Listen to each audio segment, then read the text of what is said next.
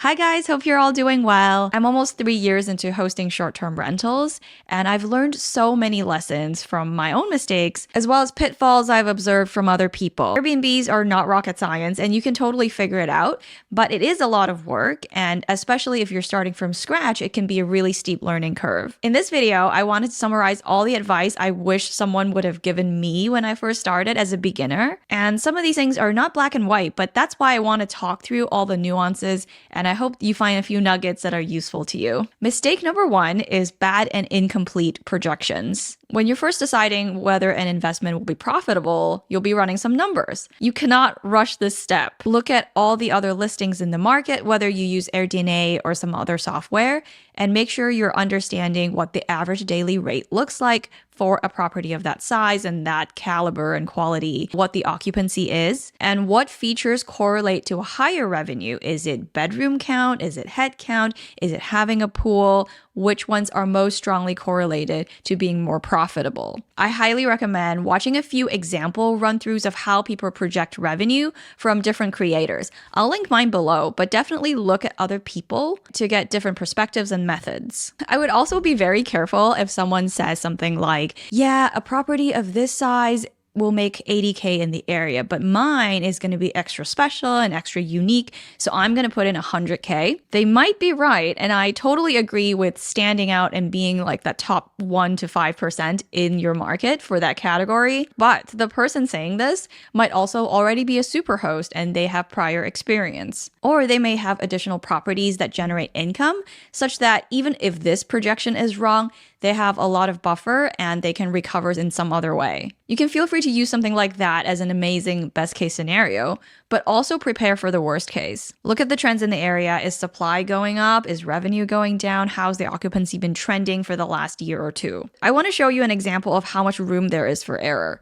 So if the average daily rate goes down by 5%, which isn't that much, and then occupancy is down by like 2%, which honestly is a very small fluctuation and not unrealistic from year to year. You can see how the bottom line profit is cut by more than half in just this example. Would this still be an acceptable outcome to you? And what kind of risk are you willing to accept? I'll link this spreadsheet below if you're interested in playing around with some numbers. Mistake number two is opting for the new listing promotion on Airbnb and VRBO. I've seen other hosts use this promotion and I disagree with it. Here's why. If you're not familiar, Airbnb and VRBO offer this 20% discount for the first 3 bookings when you're a new host or if it's a new listing to kind of get you started. It would sound like it makes sense because you're a new listing and you need some reviews, you need people to stay.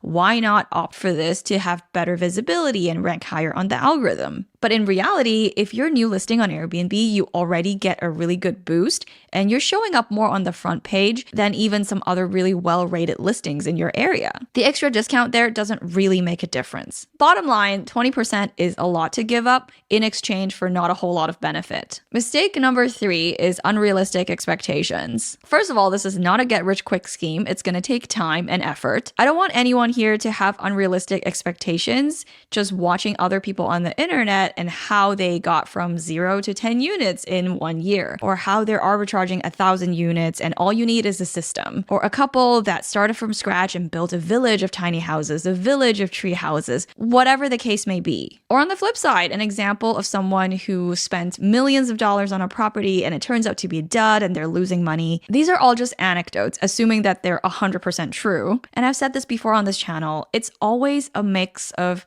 being at the right place at the right time and the person's skill set or unfair advantage at baseline. For example, I've seen people with amazing DIY skills and the time to DIY stuff. They probably save a ton on maintenance, on setup expenses. Another person might have extensive like copywriting, advertising background, and they can really lean on that skill and really write amazing descriptions and sell their listings and promote them in an awesome way. I don't have those skills. What I do have is A, intense focus when I really want to learn something new, and B, I'm so fortunate to be able to lean on decades of travel experience with different people at fancier places, at not so fancy places, throughout different continents and really, partly through being kind of a picky person, hone in on this target demographic that I'm now serving, which is the luxury family travel demographic, which, by the way, they wouldn't say luxury. They'd just say a clean, comfortable space with amenities. But my point is, with my background and strengths and weaknesses,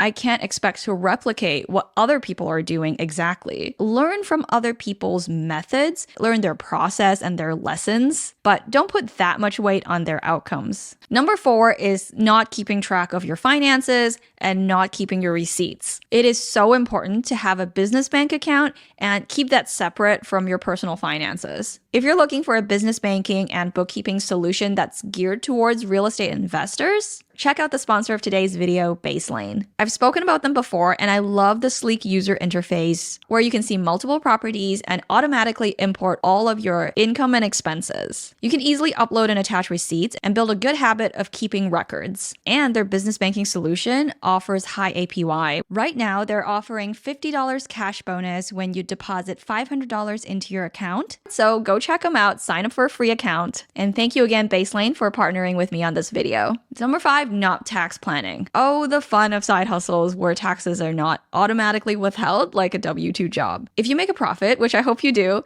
you may owe income taxes for the year. The idea here is, in this profitable scenario, are there expenses that you expect to incur anyway in the near future? Like, does the house need a power washing? Were there upgrades that are expensive that you've been kind of putting off and wondering when to do? Obviously, don't let the tax tail wag the dog, but would it be beneficial to spend that money on something that you need anyway and reduce your tax burden for the year? So make a plan to put in your calendar right now or add it to your to-do list.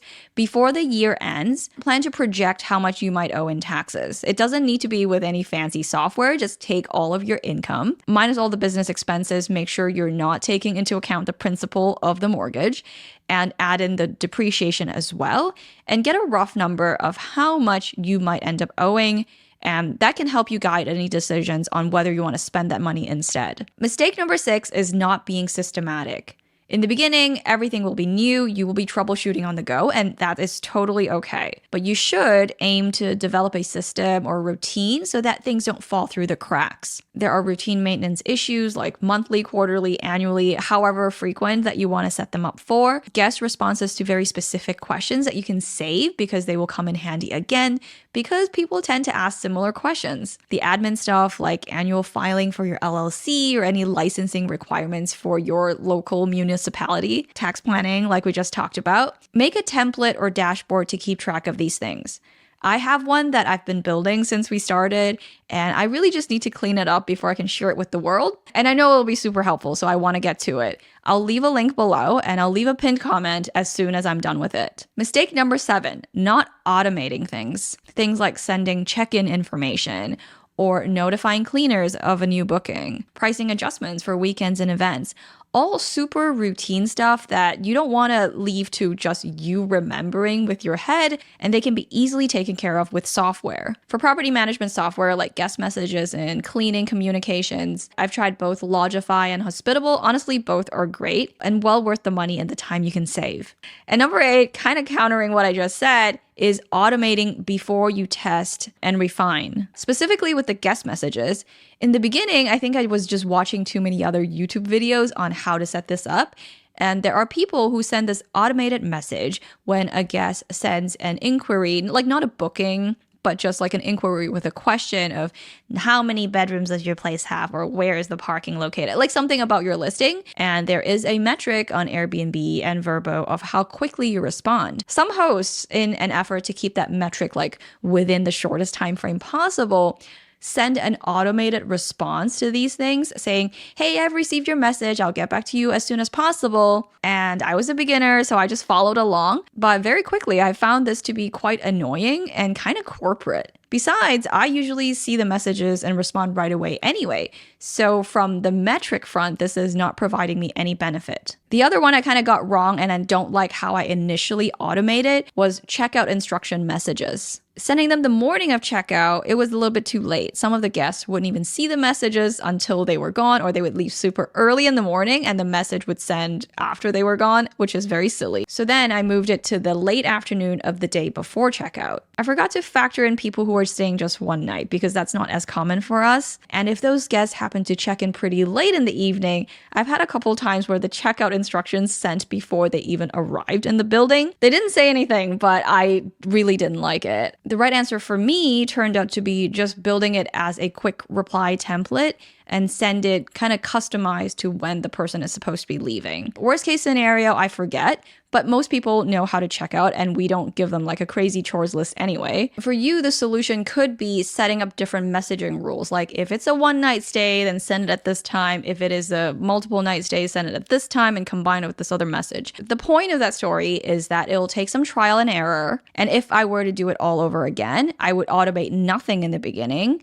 Just build templates, figure out how I behave and how I like to send messages, and then build the automation to reflect that behavior.